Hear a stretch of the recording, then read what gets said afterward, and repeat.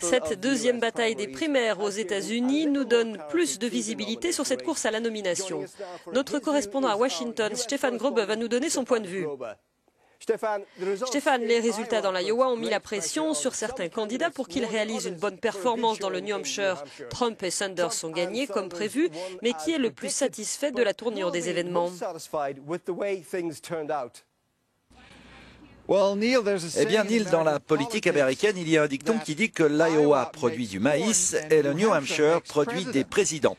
Je n'irai pas si loin ce soir, mais si vous êtes Bernie Sanders ou Donald Trump, c'était une nuit de rêve. D'un autre côté, ça a été une nuit terrible, que ce soit pour l'establishment démocrate ou républicain. Le New Hampshire est un des premiers champs de bataille clés, mais est-il encore trop tôt pour parler de moments décisifs pour les républicains ou les démocrates? C'est vraiment un moment décisif pour les deux camps. Les deux empires ont été ébranlés et l'empire doit contre-attaquer. C'est pourquoi la lutte va être acharnée dans les semaines et les mois à venir.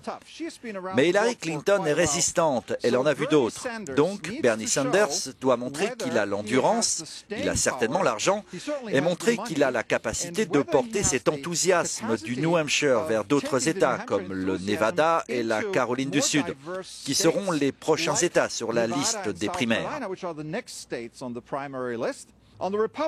Du côté des républicains, la question est de savoir si l'establishment peut arrêter Donald Trump.